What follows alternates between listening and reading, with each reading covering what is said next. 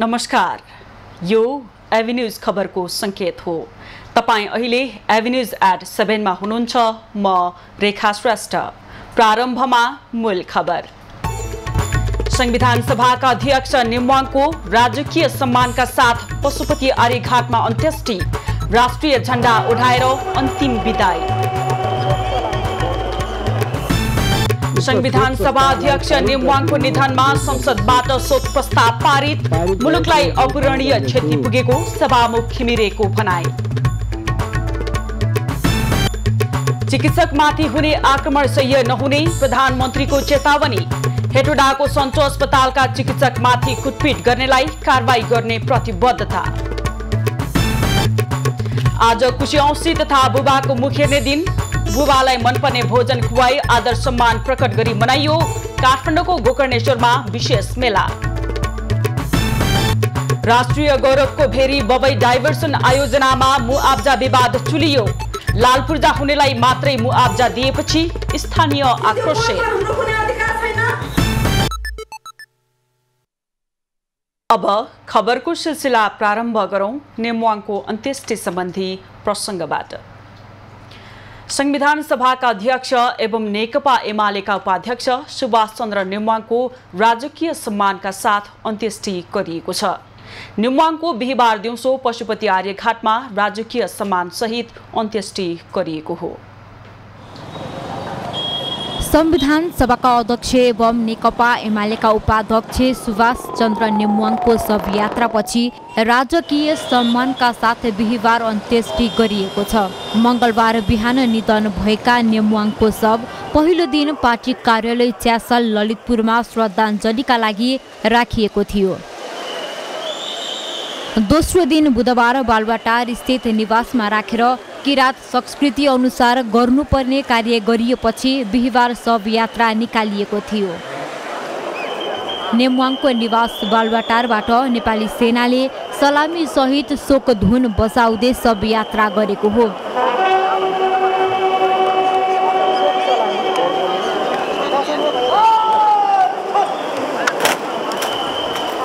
उनको निजी निवास बालुवाटारबाट सुरु भएको शव यात्रा शिक्षण अस्पताल महाराजगञ्ज धुम्बाराई चाबहिल हुँदै पशुपति आर्यघाट पुर्याइएको थियो।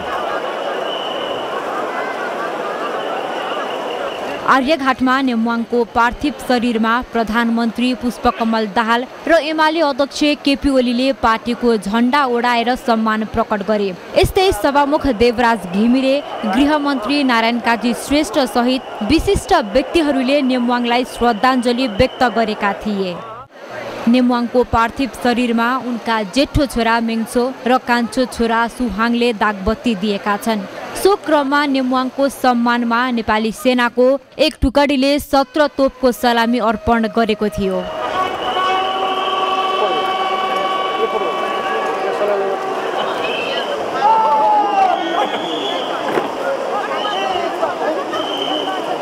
श्रद्धाञ्जली व्यक्त गर्न आर्यघाटमा एमालेका शीर्ष नेता, सांसद, कार्यकर्ता, शुभेच्छुक, आफन्त र सर्वसाधारणको बाक्लो सहभागिता रहेको थियो। नेमवाङको हिन्दू र लिम्बू संस्कार अनुसार अन्त्येष्टि गरिएको हो। मंगलबार बिहान हृदयाघातबाट नेमवाङको 71 वर्षको उमेरमा निधन भएको थियो। उनले संविधान जारी गर्न खेलेको भूमिका अतुलनीय मानिन्छ। सरकारले नेमवाङको निधनको शोकमा बिहीबार सार्वजनिक विदा दिएको थियो। प्रतिनिधि सभा बैठकले संविधान सभाका अध्यक्ष एवं पूर्व सभामुख तथा वर्तमान प्रतिनिधि सभा सदस्य सुभाष चन्द्र नेमवाङको निधनमा शोक प्रस्ताव पारित गरेको छ। बिहीबार बसेको प्रतिनिधि सभाको बैठकले स्वर्गीय नेमवाङको निधनको शोक प्रस्ताव सर्वसम्मतिले पारित भएको हो। उनको निधनमा 1 मिनेट उठेर मौन धारण समेत गरिएको छ। बैठकमा सभामुख देवराज घिमिरेले स्वर्गीय नेमवाङले संविधान सभा मार्फत नेपालको संविधान निर्माणमा अहम र नेतृत्वदायी भूमिका खेलेको उल्लेख गर्दै उनको निधनबाट मुलुकलाई अपूरणीय क्षति पुगेको बताए। उहाँको देहावसानको यस दुःखद घडीमा प्रतिनिधि सभाको यो बैठक सुभाष चन्द्र नेमवाङको निधनप्रति गहिरो शोक प्रकट गर्दै श्रद्धाञ्जली अर्पण गर्दछ र शोक सन्तप्त परिवारप्रति समवेदना प्रकट गर्दछ। उक्त शोक प्रस्तावलाई पारित गरिदिनु हुन अनुरोध गर्दछु। प्रतिनिधि सभाको अर्को बैठक भदौ 29 गते शुक्रबार 1 बजे बस्नेछ। राष्ट्रिय सभाको बैठकले संविधान सभाका अध्यक्ष, पूर्व सभामुख एवं नेकपा एमालेका उपाध्यक्ष सुभाष चन्द्र नेमवाङको निधनमा शोक प्रस्ताव पारित गरेको छ। बिहिबार बसेको राष्ट्रिय सभाको बैठकले स्वर्गीय नेमवाङको निधनको शोक प्रस्ताव सर्वसम्मतिले पारित भएको हो। उनको सम्मानमा 1 मिनेट मौन धारण गरिएको छ। बैठकमा राष्ट्रिय सभा अध्यक्ष गणेश प्रसाद तिमल सिन्हाले संविधान सभा अध्यक्ष, पूर्व सभामुख एवं वर्तमान प्रतिनिधि सभा सदस्य सुभाष चन्द्र नेमवाङको 71 वर्षको उमेरमा मिति 2080 साल भदौ 26 गते निधन भएकोमा राष्ट्रिय सभाको बैठकले गहिरो शोक प्रकट गरेको संविधान सभा मार्फत नेपालको संविधान निर्माणमा उहाँको अग्रणी भूमिका रहेको थियो। यो बैठक स्वर्गीय नेमाङप्रति भावपूर्ण श्रद्धाञ्जली व्यक्त गर्दै शोक सन्तप्त परिवारजनप्रति गहिरो संवेदना प्रकट गर्दछ। माननीय सदस्यहरू उपरोक्त शोक प्रस्तावलाई पारित गरिदिनु हुन अनुरोध गर्दछु। स्वर्गीय नेमवाङ नेकपा एमालेका तर्फबाट 2048 र 2052 मा राष्ट्रिय सभा सदस्य, 2056 मा प्रतिनिधि सभा सदस्य, 2063 मा पुनर्स्थापित प्रतिनिधि सभा सदस्य र व्यवस्थापिका संसद सदस्य, 2072 मा रूपान्तरित व्यवस्थापिका संसद सदस्य, 2074 र 2079 मा संघीय संसद अन्तर्गतको प्रतिनिधि सभा सदस्यमा निर्वाचित भएका थिए। उनी 2063 सालमा पुनर्स्थापित प्रतिनिधि सभाको सभामुख, 2063 सालमा नै व्यवस्थापिका संसदको सभामुख र 2065 र 2070 को संविधान सभाको अध्यक्ष भएका थिए। यसैगरी 2056 मा प्रतिनिधि सभा अन्तर्गतको सार्वजनिक लेखा समितिको सभापति भएका स्वर्गीय नेमवाङ कानून, न्याय तथा संसदीय व्यवस्था र सामान्य प्रशासन मन्त्री समेत भएका थिए। राष्ट्रिय सभाको अर्को बैठक 2080 साल असोज 12 गते शुक्रबार अपराह्न 1 बजे बोलाइएको छ। नेकपा एमालेका अध्यक्ष केपी ओलीले दिवंगत संविधान सभाका अध्यक्ष तथा पूर्व सभामुख सुभाष चन्द्र नेमवाङ सफल राजनेता भएको बताएका छन्। बिहिबार एमाले संसदीय दलको बैठकलाई सम्बोधन गर्दै अध्यक्ष ओलीले स्वर्गीय नेमवाङ सफल राजनेताको रूपमा राष्ट्रिय र अन्तर्राष्ट्रिय स्तरमा ख्याति प्राप्त व्यक्ति भएको बताएका हुन्। उनले नेपालको इतिहासमा नेमवाङको तुलना अन्य कुनै सभामुखसँग हुन नसक्ने बताउँदै नेमवाङले दलीय स्वार्थभन्दा माथि उठेर संसद चलाएको र संसदको गरिमा बढाएको बताए। अध्यक्ष ओलीले नेमवाङ सामुदायिक विद्वेषको विरुद्धमा रहेको पनि बताए। उनले नेमवाङलाई सामाजिक सद्भाव, सामाजिक न्याय र सामाजिक सद्भावका साथ राष्ट्रिय एकताको पक्षमा रहने व्यक्तिको रूपमा स्मरण गरे। स्वर्गीय नेमवाङ सदैव न्यायको पक्षमा उभिएको अध्यक्ष ओलीको भनाइ छ। प्रतिनिधि सभाका सांसदहरूले संविधान सभाका अध्यक्ष तथा पूर्व सभामुख स्वर्गीय सुभाष चन्द्र नेमवाङको अभावको महसुस भइसकेको बताएका छन्। प्रतिनिधि सभाको बिहिबारको बैठकपछि सञ्चारकर्मीहरूसँग कुराकानी गर्दै सांसदहरूले स्वर्गीय नेमवाङको अभाव आजैको बैठकबाट सुरु भइसकेको बताएका हुन्। उनीहरूले नेमवाङ राजनीतिलाई निष्ठा र संस्कृतिका साथ अगाडि बढाउनु पर्छ भन्ने वकालत गर्ने पात्र भएको बताउँदै नेपाली राजनीतिले नेमवाङको अभाव लामो समय कुर्नुपर्ने जिकिर गरेका छन्। नेमवाङको शालीन व्यवहारका कारण संविधान सभा तथा संसदमा सबैलाई मिलाएर जान सकेको उनीहरूको भनाइ छ।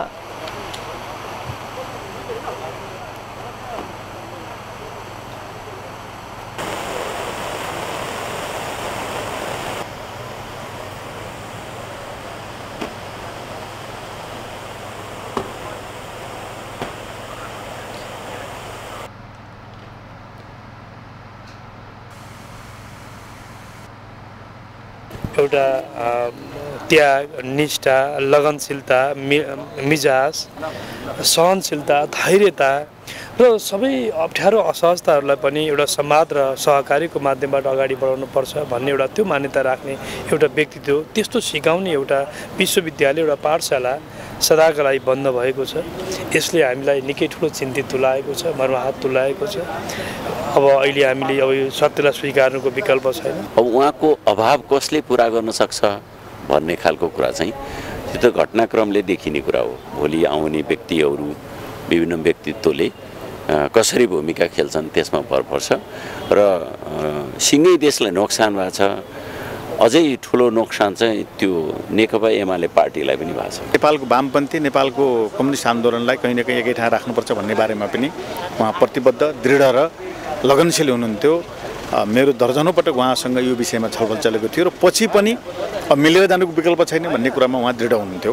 यी सबै कुरा खड्किएका छन्। एउटा व्यक्तिको क्षतिपूर्ति कहिल्यै हुँदैन भन्ने त होइन, तर अहिले तत्कालका लागि समन्वयकारी क्षमता गर्ने अर्को नेतृत्व चाहिँ हामीले तुरुन्तै सुभाष नेमाङकै उचाइमा भेट्न चाहिँ गाह्रो छ। त्यसैगरी सांसदहरूले नेमवाङले जातीय र धार्मिक मुद्दाको आधारमा नभई लोकतान्त्रिक विधि र पद्धतिको आधारमा प्रतिस्पर्धा गर्नुपर्छ भन्ने विश्वास बोकेको बताए। उनीहरूले संसदीय काम कारबाहीमा आफूहरूले नबुझेका कुरा सोध्दा स्वर्गीय नेमवाङले झर्को नमानिकन सिकाउने गरेको भन्दै स्मरण समेत गरे। प्रधानमन्त्री पुष्पकमल दाहालले डाक्टरमाथि आक्रमण गर्नेलाई तुरुन्त कारबाही गर्ने बताएका छन्। हेटौडा स्थित सन्चो अस्पतालमा कार्यरत डाक्टरहरू विकास थापा र प्रशान्त बिडारी माथि आक्रमण गर्नेलाई कारबाहीको माग गर्दै ज्ञापन पत्र बुझाउन गएका नेपाल चिकित्सक संघका प्रतिनिधिलाई उनले चिकित्सकमाथि आक्रमण गर्नेले उन्मुक्ति नपाउने बताएका हुन्। प्रधानमन्त्री दाहालले त्यसका लागि प्रहरीलाई निर्देशन समेत दिइसकेको बताए। भेटमा प्रधानमन्त्री दाहालले चिकित्सकमाथिको आक्रमण कुनै पनि हालतमा सह्य नहुने भन्दै दोषीलाई कानुनी दायरामा ल्याउने प्रतिबद्धता जनाएको मेडिकल काउन्सिलले जनाएको छ। चिकित्सक संघले प्रधानमन्त्रीलाई ज्ञापन पत्र बुझाउँदै हेटौडाको सन्चो अस्पतालमा डाक्टरमाथि आक्रमण गर्नेलाई 72 घण्टाभित्र कारबाहीको दायरामा ल्याउन अल्टिमेटम दिएको छ। 72 घण्टाभित्र डाक्टर कुट्नेमाथि कारबाही प्रक्रिया अघि नबढे देशभरका सबै अस्पतालमा आकस्मिक बाहेकका सेवा ठप्प पार्ने चेतावनी दिएको छ। बुधबार राति सन्चो अस्पतालमा कार्यरत डाक्टर विकास थापा र डाक्टर प्रशान्त बिडारीमाथि अस्पतालमा बिरामीको उपचारमा खटिएकै समयमा कुटपिट भएको थियो। बिरामीको मृत्यु भएको विषयलाई बुधबार हेटौडा स्थित सन्चो अस्पतालमा कार्यरत चिकित्सक प्रशान्त बिडारी र विकास थापामाथि कुटपिट भएको हो। यसैबीच हेटौडाका निजी तथा सरकारी अस्पतालमा कार्यरत डाक्टरहरूले प्रमुख जिल्ला अधिकारी र जिल्ला प्रहरी प्रमुखकै अगाडि सुरक्षाको माग गर्दै आन्दोलनको घोषणा गरेका छन्। बुधबार हेटौडा एक भिन्तुना पथमा रहेको सन्चो अस्पतालमा डाक्टरमाथि कुटपिट भएसँगै उनीहरूले घटनामा संलग्नलाई कारबाही गर्नुपर्ने र स्वास्थ्य कर्मीको पूर्ण सुरक्षाको माग गर्दै आन्दोलनको घोषणा गरेका हुन्। हेटौडा अस्पतालमा प्रमुख जिल्ला अधिकारी सूर्य चेढाई र मकवानपुरका प्रहरी उपरीक्षक सीताराम रिजालको उपस्थितिमा चिकित्सक, निजी अस्पताल सञ्चालक, औषधि व्यवसायी तथा स्वास्थ्य कर्मीले 24 घण्टाभित्र घटनामा संलग्नलाई हदैसम्मको कारबाही नभए सम्पूर्ण स्वास्थ्य सेवा ठप्प पार्ने चेतावनी दिएका छन्। यसैबीच मकवानपुरको हेटौडा स्थित सन्चो हस्पिटलका चिकित्सकहरूमाथि कुटपिट गर्ने घटनामा संलग्न 4 जना पक्राउ परेका छन्। मकवानपुर प्रहरीले कुटपिटमा संलग्न मृतककी श्रीमती रमा प्रधान, छोरी रमिता प्रधान, छोरा रोहित प्रधान र भतिजा अनुप प्रधानलाई पक्राउ गरेको हो। चौतर्फी दबावसँगै चिकित्सकहरूले आन्दोलनको घोषणा गरेपछि उनीहरूलाई प्रहरीले पक्राउ गरेको हो। बुधबार हेटौडा एक स्थित सन्चो हस्पिटलका डाक्टरहरू विकास थापा र प्रशान्त बिडारीमाथि बिरामी हेरिरहेकै समयमा सांघातिक आक्रमण भएको थियो। राष्ट्रिय गौरवको भेरी बबई डाइभर्सन बहुउद्देश्यीय आयोजनामा मुआब्जा विवाद चुलिँदै गएको छ।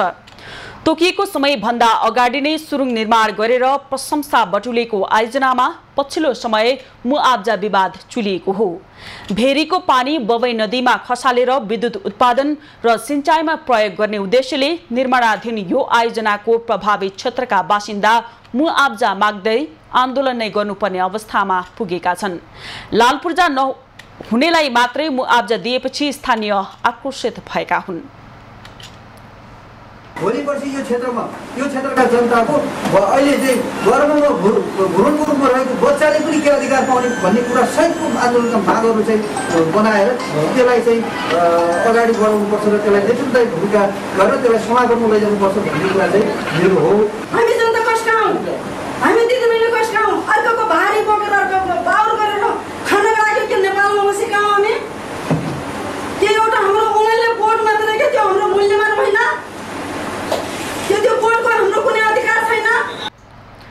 आयोजनाले अहिले सुर्खेतको चिप्ले स्थित भेरीमा बाँध बाँध्ने तयारी थालेको छ। यसबाट सुर्खेतका भेरीगङ्गा, लेकबेसी र गुरुवाकोट नगरपालिकाका केही गाउँहरू डुबानका कारण प्रभावित हुनेछन्। भेरीगङ्गा नगरपालिकाले भने मुआब्जाका लागि यो सङ्घीय सरकारको फन्डको कुरो उहाँको मादतको कुरा र त्यति बेला गलत के भयो भने यो सबैको कुरा मुआब्जाका कुरा टुङ्गिएपछि जनताको हातमा फर्केपछि काम सुरु गरे। यो वास्तवमा जनतालाई व्यवस्था गरेकै मैले तितो भएर भन्नु तपाईँहरूमाथि पीडा भएकै हामी जनप्रतिनिधि भएको त भर्खरै हो, 1 वर्ष भयो। त्योभन्दा अगाडि त हामी सर्वसाधारण जस्तै थियौँ। लेकबेसी र गुरुवाकोट नगरपालिकाका पीडितले पनि स्थानीय सरकारले मुआब्जामा ध्यान दिनुपर्ने बताएका छन्। प्रभावित क्षेत्रका अधिकांश परिवारसँग जग्गाको लालपूर्जा छैन, तर स्थानीयले नापी भएको तर लालपूर्जा नभएको जग्गाको पनि मुआब्जा पाउनुपर्ने माग राख्दै आएका छन्। भेरीको पानी बबैमा खसालेर 48 मेगावाट विद्युत उत्पादन गर्दा बाँधस्थलमा 32 हेक्टर किसानको जमिन नष्ट हुनेछ। अहिले पहिलो चरणमा 12 किलोमिटर सुरुङ निर्माणको काम सम्पन्न भई भेरीमा बाँध बाँध्ने तयारी भइरहेको छ। विज्ञहरूले विश्वविद्यालयबाट उत्पादित जनशक्तिलाई रोजगारीसँग जोड्न सरकारले उपयुक्त नीति अवलम्बन गर्नुपर्ने आवश्यकता रहेको बताएका छन्। उनीहरूले व्यवस्थापन संकायमा विद्यार्थी संख्या बढे पनि उत्पादित जनशक्तिलाई रोजगारसँग जोड्न सरकारले उपयुक्त नीति अवलम्बन गर्न नसकेको बताएका हुन्। त्रिभुवन विश्वविद्यालय व्यवस्थापन संकायका डिन प्राध्यापक डाक्टर डिलिराज शर्मा उत्पादित जनशक्तिले सजिलैसँग रोजगारी पाउन नसकेको बताउँछन्। जुन रूपबाट चाहिँ हामीले हाम्रा पठन पाठन र विधिहरूलाई लानुपर्ने हो, विद्यार्थीलाई जति इन्डस्ट्री एक्सपोजर दिनुपर्ने हो, जति उनीहरूलाई हामीले चाहिँ इन्टर्नसिपमा वा हामीले चाहिँ उनीहरूलाई व्यवहारिक रूपबाट चाहिँ लानुपर्ने हो, त्यो लेभलको हामी लान सकेका छैनौँ। एउटा त विद्यार्थी सङ्ख्या धेरै छ हाम्रो, अर्को हामी कहाँ जुन लेभलको चाहिँ एउटा इन्डस्ट्रियलाइजेसन हुनुपर्ने थियो, औद्योगिक प्रतिष्ठानहरूको विकास हुनुपर्ने, जुन किसिमको चाहिँ व्यवसायिक प्रतिष्ठानहरूको विकास हुनुपर्ने र हाम्रा विद्यार्थीहरूले त्यहाँ त्यो अवसर पाउनुपर्ने हो, त्यो खालको अवसरको पनि हामी कहाँ अहिले कमी छ। विज्ञहरूले विद्यार्थीलाई रोजगारसँग जोड्न उद्योग धन्दाको विकास हुनुपर्ने र राज्यले उपयुक्त नीति अवलम्बन गर्नुपर्ने बताउँछन्। विश्वविद्यालयले दक्ष जनशक्ति उत्पादन गरे पनि दक्षताको अभिवृद्धि गर्ने अवसर नपाउँदा विद्यार्थीहरू विदेशी पलायन हुन बाध्य भएको उनीहरूको बुझाइ छ। विश्वकै प्रसिद्ध टाइम पत्रिकाले विश्वका उदयमान 100 नेताको सूचीमा काठमाडौँ महानगर प्रमुख बालेन्द्र शाह बालेनलाई समावेश गरेको छ। अमेरिकी पत्रिका टाइमले भविष्यमा आफ्नो क्षेत्रलाई नेतृत्व गर्न सक्ने विश्वका 100 उदयमान नेतृत्वको सन् 2023 को सूची टाइम 100 नेक्स्टमा बालेनलाई समावेश गरेको हो। 2079 वैशाखको स्थानीय चुनावमा काठमाडौँ महानगरको प्रमुखमा स्वतन्त्र उम्मेद्वार बनेका 33 वर्षीय इन्जिनियर शाहले सामाजिक सञ्जाल टिकटक, फेसबुक, ट्विटरको मद्दतले बालेन इफेक्ट सृजना गरेको पत्रिकाले उल्लेख गरेको छ। पत्रिकाले चुनावी अभियानका क्रममा शाहले काठमाडौँको फोहोर मैला तथा सरसफाइको प्रबन्ध, स्वच्छ खानेपानी, सफा सडक र सांस्कृतिक सम्पदाको संरक्षण सहितको शहरी विकासको प्रतिबद्धता गरेको जनाएको छ। आफ्ना प्रतिबद्धता पूरा गर्ने क्रममा शहरी गरिबमाथि परेको असर र उनीहरू बस्ने घर भत्काउने कार्य गैर कानुनी देखिएको भन्दै उनले आलोचना खेप्नु परेको पनि टाइमले उल्लेख गरेको छ। टाइम म्यागजिनले हरेक वर्ष विभिन्न 6 विधालाई समेटेर विश्वका 100 प्रभावशाली व्यक्तिको सूची सार्वजनिक गर्दै आएको छ, जसमा राजनीतिक कर्मी, वैज्ञानिक, संस्थाहरूका प्रभावशाली सीईओ, कलाकार पर्दै आएका छन्। म्यागजिनले 2019 देखि उदयमान नेताहरूको सूची पनि निकाल्न थालेको हो।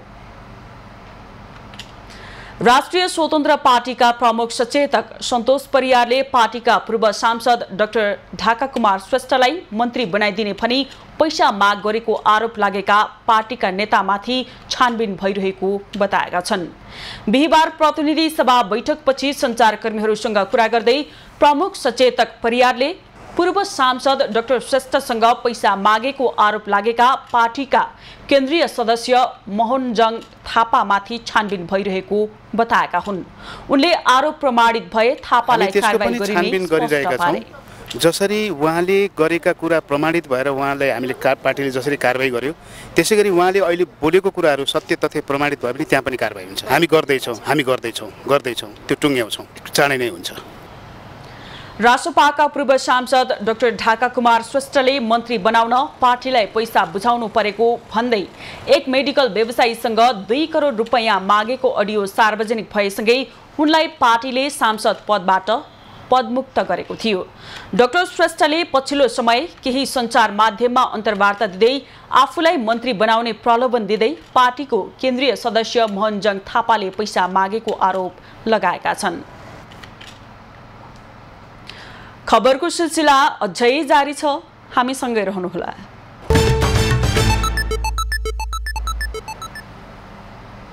अब बाँकी खबर। भाद्र कृष्ण औँसीका दिन मनाइने कुशे औँसी पर्व आज वैदिक सनातन धर्मावलम्बीले वर्षभरि देवकार्य तथा पितृकार्यमा प्रयोग गरिने पवित्र कुश घर घरमा भित्र्याएर मनाइएको छ। शास्त्रोक्त विधि अनुसार ब्राह्मणद्वय पूजा गरी उखेलेर जजमान कहाँ पुर्याइएको कुश घरमा राख्नाले परिवारको कल्याण हुने धार्मिक विश्वास छ। आजका दिन उखेलिएको कुश वर्षभर प्रयोग गर्न सकिने र अरू दिन उखेलिएको कुश त्यसै दिन मात्र उपयोग गर्न सकिने शास्त्रीय मान्यता रहेको छ। सृष्टिकर्ता ब्रह्माजीले विवेकशील प्राणीसँगै पवित्र कुश पनि उत्पादन गरेको धार्मिक विश्वास छ। आजका दिन घर घरमा राखिएको कुश वर्षभर हुने देवकार्य एवं पितृकार्यमा प्रयोग गरिन्छ। यसै अवसरमा छोराछोरीहरूले परम्पराअनुसार आफ्ना बाबुलाई मनपर्ने मिठाई तथा भोजन खुवाई आदर सम्मान प्रकट गर्ने र बाबुको मुख हेर्ने गर्दछन्। बाबु नहुनेहरूले विभिन्न पवित्र स्थानमा गई आफ्ना बाबुको नाममा तर्पण, पिण्डदान तथा श्राद्ध गरी सिधा दिने गर्दछन्। यस दिन छोराछोरीहरूले आफ्ना बाबुलाई श्रद्धापूर्वक रुचि अनुसारको खाना खुवाई आशीर्वाद प्राप्त गरेमा सुख मिल्ने विश्वास छ। बाबु परलोक भइसकेकाहरूले गोकर्ण अथवा अन्य तीर्थस्थलमा गई तर्पण तथा सिधा दान गरेमा पुण्य मिल्नुका साथै आफ्नो कुल स्थिर हुने मान्यता रहेको छ। उत्तर गया भनेर चिनिने काठमाडौँको उत्तर पूर्वी भेग स्थित गोकर्णेश्वर महादेव मन्दिर परिसरमा आज विशेष मेला लागेको छ। गोकर्णे औँसीका अवसरमा मन्दिर परिसरमा पुगेर सर्वसाधारणले दिवंगत बाबुको नाममा तर्पण, पिण्डदान तथा सिधादान गरेका हुन्। कुशे औँसी अर्थात् बाबुको मुख हेर्ने दिन। नेपाली संस्कृति अनुसार कुशे औँसीलाई एक महत्त्वपूर्ण दिनको रूपमा पनि लिने गरिएको छ। कुशे औँसीको दिन गोकर्णेश्वर नगरपालिकामा रहेको गोकर्ण मन्दिरमा मेला पनि लाग्ने गर्दछ। सोही अनुरूप देशका विभिन्न स्थानबाट गोकर्णेश्वर मन्दिरमा दर्शन गर्न आउनेहरूको भिड लागेको हो।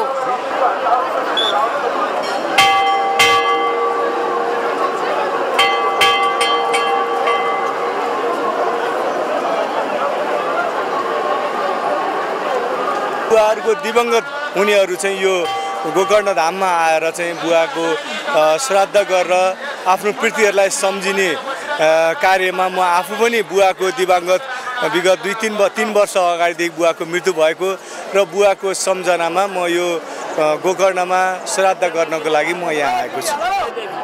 यस्तो भनेको यो बुवाको मुख हेर्ने दिन हो। बुवाको मुख हेर्ने दिन टाइममा चाहिँ अब यो पितृलाई चाहिँ हामीले राम्रोसँग बुझाउनु पर्छ अरे भन्ने कुरा गर्नुहुन्छ। अब पहिलादेखिबाट चलिआएको कुरो अब बुझाउनु पर्छ। हामी सबैजनाले चाहिँ अब बुवाको मुख हेर्ने दिनमा चाहिँ अब बुवा नहुनेहरूले चाहिँ धार्मिक स्थलको हिसाब किताबले चाहिँ बुवाकोलाई चाहिँ अब हामीले चाहिँ बुझाउनको लागि आउनै पर्छ।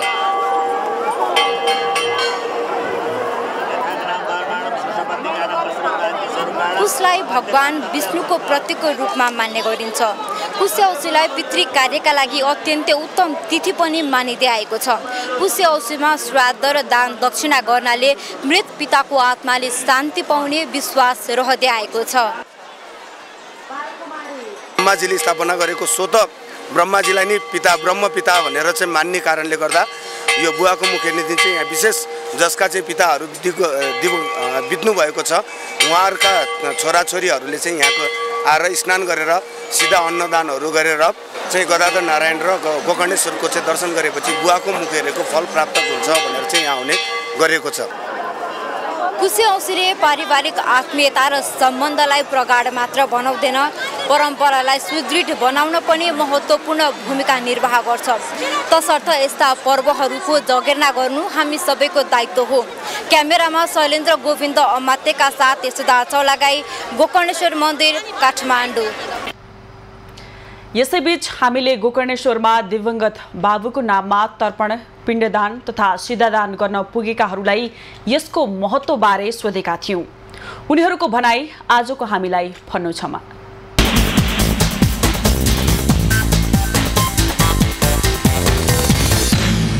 हामी अब यो बाबुबाजेले गरिराखेको चलन गोकर्णे औँसी पनि भन्छन्, बुवालाई खुवाउने औँसी पनि भन्छन्, कुशे औँसी पनि भन्छन्। यो औँसीमा यहाँ आएर श्राद्ध गऱ्यो भने आफ्ना पितृहरू तर्नुहुन्छ, परम्परा यो गरिरहेको काम गरिरहेँ भनेर आइरहेको हो। हामी पनि मेरो चाहिँ बाबाको श्राद्ध गर्न आएको 3 वर्षको, त्यही हो कुशे औँसीको दिन राम्रो हुन्छ भनेर। एकदमै महत्त्वपूर्ण दिन हो हैन आज सबैको बाबाहरूको लागि। अनि अब आज गरेको भने पितृहरूको राम्रो हुन्छ भनेर, त्यही हो। अब परम्परा बाबुबाजेहरूले गरिरहेको थिति गर्नु परेन, अब चाहिँ त्यो थिति छोड्नु भएन नि। मलाई अब विश्वास त छ र न, यो मान्छेहरू यहाँ आएको छ, विश्वास नभए त मान्छेहरू पनि आउँदैनन् हैन, विश्वास छ। अब यो गर्नुपर्छ भन्ने कुराहरू पहिलेदेखि नै अब परम्परादेखि नै गरी चलिआएको रीति भएका कारणले अब गर्नै पर्छ भन्ने कुरो हाम्रो चाहिँ। अब आज बुवाको मुख हेर्ने औँसी हो, श्राद्ध गर्दा पितृको उद्धार हुन्छ अरे भनेको सुनेर अन्खेर आएका। पहिलोपटक आएका थियौँ न, आजसम्म हामी पहिलोपटक आएका, अनि उद्धार हुन्छ अरे भनेर आएका। नेपालमा पत्रकारिता सुरुवात गर्ने व्यक्तित्व एवं राष्ट्रिय विभूति युवा कवि मोतीराम भट्टको 158औं जन्म जयन्ती आज देशभर विभिन्न साहित्यिक कार्यक्रमको आयोजना गरी मनाइएको छ। विक्रम सम्वत 1923 भाद्र कृष्ण कुशे औँसीका दिन जन्मेर विक्रम सम्वत 1953 साल भाद्र कृष्ण कुशे औँसीकै दिन 30 वर्षको उमेरमा परलोक भएका मोतीराम भट्टले नेपाली साहित्यको श्रीवृद्धिका लागि गहन योगदान पुर्याएका थिए। नेपाली साहित्यको श्रृंगार रसमा योगदान दिएका युवा कवि भट्टले आदिकवि भानुभक्तको जीवनी पहिलो पटक प्रकाशनमा ल्याउनुका साथै नेपालमा छापाखाना समेत भित्र्याएका थिए। यही छापाखाना मार्फत नेपालमा पत्रकारिताको सुरुवात भएको हो। दिवसका अवसरमा आज नेपाली शिक्षा परिषद लगायत विभिन्न संस्थाले कार्यक्रमहरू आयोजना गरेका छन्। भट्टका भानुभक्तको जीवन चरित्र, प्रियदर्शिका, नाटक, पिकदूत, खण्डकाव्य लगायत कृति चर्चित छन्। बाँकीको खजुरामा रहेको सुशील कोइराला प्रखर क्यान्सर अस्पतालले सेवा वृद्धि गर्दै आएपछि बिरामीको चाप पनि बढ्दै गएको छ। लुम्बिनी, कर्णाली र सुदूरपश्चिमलाई समेट्दै आएको अस्पतालले क्यान्सरका बिरामीलाई मध्यनजर गर्दै एकपछि अर्को सेवा थप गर्दै आएको छ। बाँकेको खजुरामा रहेको सुशील कोइराला प्रखर क्यान्सर अस्पतालमा सेवा सुविधा बढेसँगै बिरामीको चाप पनि बढ्दै गएको छ। अस्पतालले क्यान्सर सम्बन्धी सेवा सुविधा थपेसँगै अरू जिल्लाबाट आउने बिरामीको संख्या बढ्दै गएको हो। 2075 सालदेखि सेवा सञ्चालनमा आएको अस्पतालले आर्थिक वर्ष 2078-79 मा जनरल उपचार गर्ने बिरामीको संख्या 25,181 रहेकोमा आर्थिक वर्ष 2079-80 मा क्यान्सर रोगका मात्र 29,255 बिरामीले सुशील कोइराला प्रखर क्यान्सर अस्पतालबाट सेवा लिनुका साथै 700 बढेको शल्यक्रिया भएको छ। झण्डै 409 जना कर्मचारी हालको अवस्थामा हाल 115 जना कर्मचारीले अस्पताललाई थानिरहेको बेला स्थायी दरबन्दी भने हालसम्म शून्य छ। राज्यले दिएको सेवा सुविधाबाट जो क्यान्सर पीडित हुन्छ, क्यान्सर रोगबाट लागेको एउटा चाहिँ बिरामी हुन्छ, त्यो बिरामी अस्पतालमा प्रवेश गरिसकेपछि हामीले राज्यले दिएको सेवा सुविधा सकिसकेपछि त्यो सेवा सुविधा सकिसकेपछि हामीले दिने सेवामा थप सेवामा हामी 50% को चाहिँ व्यवस्था ज्येष्ठ नागरिकलाई हामीले गर्ने भनेर निर्णय गरेका थियौँ। त्यो निर्णय गरेको कुरा हामीले लागू गरेका छौँ। धेरै यहाँ ठुला तथा साना अपरेसन हुन थाले र अपरेसन भइसकेपछि क्यान्सर रोगीहरूलाई हामीले चाहिँ अपरेसन गरेका बिरामीहरूलाई हामीले चाहिँ एउटा आइसियु हामीसँग व्यवस्था थिएन। त्यो आइसियु, पोजिटिभ आइसियु, प्रेसरको आइसियु हामीले व्यवस्थापन गर्यौँ। अस्पतालले चाँडै लिनियाक मेसिन सञ्चालनमा ल्याउने भन्दै कर्मचारीको पदपूर्तिका लागि O&M सर्वे रिपोर्ट पास भए स्थायी दरबन्दीका जनशक्तिले अस्पतालको सेवामा थप सुधार ल्याउने अस्पताल विकास समितिको भनाइ छ। यस अस्पतालमा अहिले हामी लिनियाक मेसिन सञ्चालनमा ल्याउँदैछौँ। यो अस्पतालको O&M सर्वे भएपछि हाम्रो कर्मचारी र डाक्टरहरूको अभाव हुने छैन। अनि त्यस्तै गरी यो बालरोग क्यान्सर पनि हामी अगाडि चिकित्सक बोलाएर अगाडि यो बालरोग क्यान्सर सम्बन्धी पनि उपचार हामी अगाडि बढाउनेछौँ।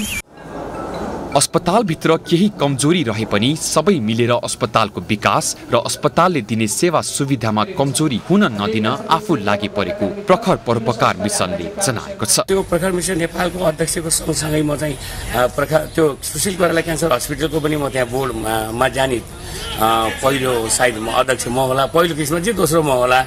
र अब अहिले के छ भने यसलाई चाहिँ धेरै विकृतिहरू त्यहाँ छन्। विकृतिहरूलाई अन्त्य गराएर यसलाई अध्यक्षलाई सँग चाहिँ समन्वय गरेर क्यान्सर हस्पिटललाई अगाडि बढाउन चाहिँ हामी लाग्ने पक्षमा छौँ। अस्पतालमा क्यान्सरका बिरामीको लागि यसअघि ब्राकीथेरापी, हिस्टोप्याथोलोजी, किमो सेवा, सिटी स्क्यान, एक्सरे, रक्त सञ्चार केन्द्र लगायतका सेवा दिँदै आएको छ। अस्पतालले गत वर्षदेखि पश्चिम नेपालकै पहिलो पोजिटिभ प्रेसर आइसियु सेवा सुरु गरेको छ। अस्पतालले अनलाइनबाटै भर्ना हुने र रिपोर्टहरू उपलब्ध गराउने सेवादेखि गरिब, असहाय तथा विभिन्न बिरामीहरूका लागि निशुल्क उपचारदेखि 10% शय्या छुटाएको छ। अबको पालो एभेन्यूज एट बिजनेस। लोकप्रिय नेपाली चाउचाउ कम्पनी यशोदा फुड्सले आफ्नो ब्रान्ड एम्बेसडर घोषणा गरेको छ। बिहिबार काठमाडौँमा पत्रकार सम्मेलन गरी फुड्सले करेन्ट नुडल्स तथा स्न्याक्सका लागि अभिनेत्री केकी अधिकारीलाई ब्रान्ड एम्बेसडर बनाएको जानकारी दिएको हो। कार्यक्रममा फुड्सका अध्यक्ष चूर्ण प्रसाद पौडेल आफ्ना कम्पनीका उत्पादनहरू गुणस्तरीय भएकाले स्वदेश तथा विदेशमा समेत माग बढ्दै गएको बताए। आज करेन्ट हट एन्ड स्पाइसी स्वादको चाउचाउ र स्न्याक्सहरू हाल नेपालमा नम्बर 1 स्थानमा उपभोक्ताको रोजाइमा रहेको बेहोरा यहाँहरू समक्ष सम्प्रेषण गर्न पाउँदा हर्ष विभोर छौँ। हाम्रो स्वदेशबाट साथै स्वदेशबाट समेत अपेक्षाकृत माग आइरहेको बेहोरा जानकारी गराउन चाहन्छौँ। सन् 2017 को मेदेखि आफ्नो व्यवसाय सुरु गरेको यशोदा फुड्स प्रालीले हाल विभिन्न ब्रान्डका चाउचाउ तथा स्न्याक्सहरू उत्पादन गरी स्वदेश तथा विदेशमा बिक्री गर्दै आएको छ। अबको पालो कृषि खबर। स्पेनले खडेरीका कारण उत्पादनमा कमी आएको भन्दै त्यसको पूर्तिका लागि थप गहुँ, मकै र जौ आयात गर्ने बताएको छ। खडेरीका कारण यस वर्ष अन्नबाली, गेडागुडी लगायतका बाली उत्पादनमा स्पेनमा उल्लेख्य कमी आएको छ। स्पेनका कृषि, मत्स्य पालन, खाद्य मन्त्री लुइस प्लानसले सामान्य उपभोग पूरा गर्न विदेशबाट 20 देखि 21 लाख टन खाद्यान्न किन्नुपर्ने बताएका हुन्। स्पेनमा खाद्यान्न उत्पादन यस वर्ष करिब 11 मिलियन टन हुने अपेक्षा गरिएको छ, जुन 2022 को तुलनामा 40% कम हो। मुख्यतया सिंचाइको लागि पानीको अभावका कारण स्पेनमा जौ उत्पादनमा वर्षै पछि 39%, गहुँमा 36% र मकै उत्पादन 20%ले घट्दै गएको तथ्याङ्कले देखाएको छ। जौको उत्पादन गत वर्षको तुलनामा 55%ले कम छ भने मूल्य गत वर्षको तुलनामा 50%ले बढेको छ। स्पेन सरकारले 2023 कृषि बीमाको इतिहासमा सबैभन्दा बढी नोक्सान भएको वर्षको रूपमा अनुमान गरेको छ। कुल क्षतिपूर्ति 1 अर्ब युरो बढी हुनेछ, जसमध्ये करिब 46 करोड युरो खडेरीले क्षति पुगेको बालीमा विनियोजन गरिने बताइएको छ। खबरको सिलसिला अझै जारी छ, हामीसँगै रहनुहोला। अबको पालो एभेन्यूज एट स्पोर्ट्स।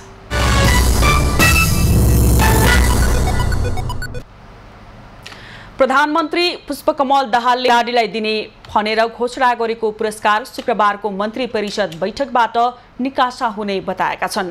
बिहिबार प्रधानमन्त्रीको सरकारी निवास बालुवाटारमा 19औं एसियाली खेलकुदमा भाग लिन चीन जाने नेपाली खेलाडीहरूलाई बिदाई गर्दै प्रधानमन्त्री दाहालले सरकारले घोषणा गरेको पुरस्कार केही प्राविधिक र नीतिगत कारणले दिन ढिलाइ भएको भन्दै शुक्रबारको मन्त्री परिषदबाट बैठकबाट निकासा हुने बताएका हुन्। उनले सरकारले र प्रधानमन्त्रीले घोषणा गरिसकेको पुरस्कार पाइँदैन कि भन्ने चिन्ता नलिन खेलाडीहरूलाई आग्रह समेत गरे। प्रधानमन्त्री दाहालले देशमा आधुनिक सुविधा सम्पन्न रंगशाला र कवर्ड हल बनाउन तथा विभिन्न खेलका निम्ति आवश्यक पर्ने पूर्वाधार निर्माणका लागि चीन भ्रमणका क्रममा पहल गर्ने प्रतिबद्धता पनि जनाए। उनले सरकार खेल क्षेत्रसँग सम्बन्धित सम्पूर्ण नीतिहरूको प्रभावकारी कार्यान्वयन गर्न, अपर्याप्त नीतिहरू निर्माण गर्न र संस्थागत एवं संरचनागत विकासका साथै क्षमता अभिवृद्धि गर्न प्रतिबद्ध रहेको पनि बताए। प्रधानमन्त्री पुष्पकमल दाहालले एसियाड गेमका लागि नेपाली खेलाडीलाई चीनमा राम्रो व्यवस्थापन भइसकेकाले चिन्ता नलिन पनि आग्रह गरे।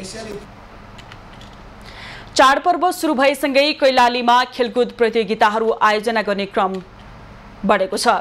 स्थानीय सरकारको सहयोगपछि खेलकुद गतिविधिहरूले तीव्रता पाउँदै चाडपर्वहरूको चहल पहल सुरु भएसँगै कैलालीमा खेलकुद प्रतियोगिताहरू आयोजना गर्ने क्रम बढेको छ।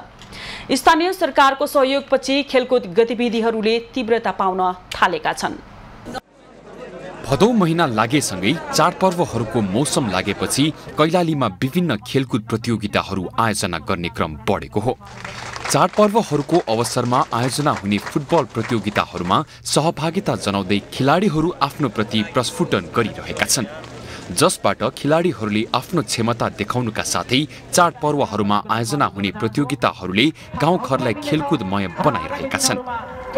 थारूहरूको महान पर्व अतवारी र महिलाहरूको महान पर्व हरितालिका तीजको अवसरमा कैलालीको कैलाली 4 मा फुटबल प्रतियोगिता गरिएको छ। विशेष यसको हाम्रो उद्देश्य भनेको स्थानीय स्तरका खेलाडीहरू जो चाहिँ मथिल्लो लेभलमा अर्थात् ठुला खेलहरूमा सहभागी हुन पाउँदैन र विभिन्न हाम्रा यस्ता चाडपर्वहरूमा मौका पारेर यो स्थानीय खेलाडीहरूलाई खेल मार्फत उनीहरूको खेललाई अझै अगाडि बढाउने उद्देश्यले हामीले प्रत्येक वर्ष खेलको आयोजना गर्छौँ। कैलाली जिल्ला थारू समुदायहरूको बाहुल्यताका साथै सुदूरपश्चिम प्रदेशको पहाडी जिल्लाहरूबाट बसाइ सरी आएका मानिसहरूको बाक्लो बसोबास रहेको छ। ती समुदायहरूले मनाउने विभिन्न चाडपर्वहरूको अवसरमा विभिन्न फुटबल खेलका प्रतियोगिताहरू आयोजना हुँदै आएका छन्। त्यसमा स्थानीय सरकारहरूको साथै निजी क्षेत्रहरूको पनि सहयोग रहँदै आएको छ। सम्पूर्ण खेलहरूको विकासको लागि हामीले यो विभिन्न यस्ता सामाजिक उत्तरदायित्व अन्तर्गत हामीले चाहिँ आफूले विभिन्न प्रोग्रामहरूमा विभिन्न फेस्टिभलहरूमा हामी जोडिएर सानसानो प्रोग्रामहरू हामीले ग्रामीण भेगमा गर्ने गरेका छौँ। त्यस ग्रामीण भेगका क्लबहरू सङ्घ संस्थामा जोडिएर गर्दा तिनीहरूलाई अलिकता त्यहाँको खेल जगतलाई खेलाडीहरूलाई अलिकता टेवा पुग्ने हिसाबले अलिकता हामीले सेवा पुर्याउन खोजेका हौँ। प्रतियोगिताहरूको आयोजनामा निजी क्षेत्रको लगानी हुनुका साथै स्थानीय सरकारहरूले समेत सहयोग गर्न थालेका छन्।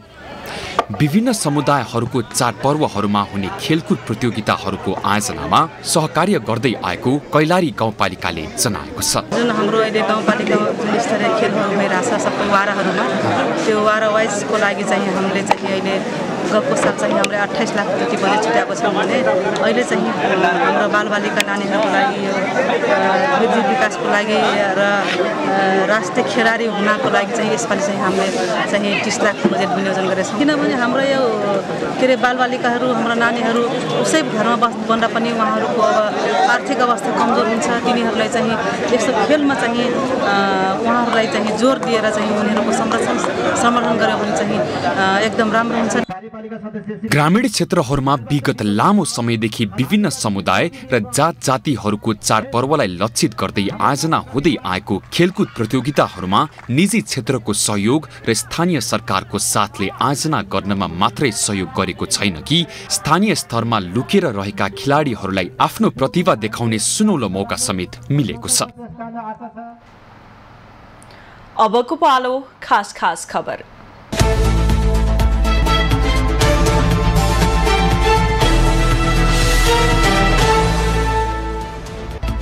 एकीकृत समाजवादीले हरि पराजुलीलाई सचिवमा मनोनित गरेको छ। अध्यक्ष माधव कुमार नेपालले बिहिबार जारी गरेको अन्तर्पार्टी निर्देशनमा स्थायी कमिटी सदस्य रहेका पराजुलीलाई सचिवमा मनोनित गरिएको उल्लेख छ। यस्तै 21 जना केन्द्रीय सदस्य मनोनित भएका छन् भने केन्द्रीय अनुशासन, लेखा परीक्षण र निर्वाचन आयोगको अध्यक्ष र सदस्यहरू तोकिएका छन्। जिल्ला अदालत सङ्खुवा सभाले कारागारमा 2 कैदीको मृत्यु प्रकरणका 15 आरोपितलाई पूर्वपक्षका लागि थुनामा राख्ने आदेश दिएको छ। कैदी हत्या प्रकरणमा मुद्दा चलाइएका 7 प्रहरी र 8 कैदीलाई पूर्वपक्षका लागि कारागार चलान गरिएको हो। न्यायाधीश टेकनाथ गौतमको एकल इजलासले 7 प्रहरीलाई धनकुटा र 8 कैदीलाई तेह्रथुम कारागारमा राख्न आदेश दिएको छ। डडेलधुरामा अटो दुर्घटना हुँदा 2 जनाको मृत्यु भएको छ। भीमदत्त राजमार्ग अन्तर्गत जिल्लाको हगुल्टे लेकमा अटो रिक्सा दुर्घटना हुँदा डोटीको शिखर नगरपालिकाका पदम बलायर र केशव महराको मृत्यु भएको हो। अतरियाबाट डोटी जाने क्रममा अटो रिक्सा दुर्घटनामा परेको हो। नेपाल प्रहरीले चलचित्र, टेलिचलचित्र, म्युजिक भिडियो तथा फेसबुक, टिकटक लगायतका लागि भिडियो बनाउने प्रयोजनका लागि अनुमति नलिई पोशाक प्रयोग नगर्न अनुरोध गरेको छ। प्रहरीको पोशाकको दुरुपयोग भएको भन्दै प्रहरी प्रधान कार्यालयले विज्ञप्ति जारी गरेर प्रहरीको श्रव्य दृश्य शाखामा स्वीकृति लिएर मात्र प्रयोग गर्न परेको हो। दुरुपयोग गर्नेलाई प्रचलित कानुन बमोजिम कारबाही गरिने प्रहरीको भनाइ छ। वैदेशिक रोजगारीमा नयाँ गन्तव्य बनेको युरोपका 5 देश सहित 8 मुलुकमा सरकारले नेपाली दूतावास स्थापना गर्ने भएको छ। बाक्लिँदै गएको नेपाली समुदायलाई कन्सुलर सेवा प्रदान गर्न पोर्चुगल, रोमानिया, माल्टा, साइप्रस, क्रोएसिया, मालदिभ्स, पोल्यान्ड र टर्कीमा दूतावास खोल्ने निर्णय गरेको हो। नेपालमा तस्करीको सुन राजस्वको टोलीले बरामद गरेपछि भागेका चिनिया नागरिक भारतमा पक्राउ परेको खुलेको छ। गत साउन 2 गते राजस्व अनुसन्धान विभागको टोलीले त्रिभुवन अन्तर्राष्ट्रिय विमानस्थल बाहिरबाट 60 किलो 717 ग्राम सुन बरामद भएपछि भागेका चिनिया नागरिक प्योङ यो सिंह साउन 4 गते भारतमा पक्राउ परेको खुलेको हो।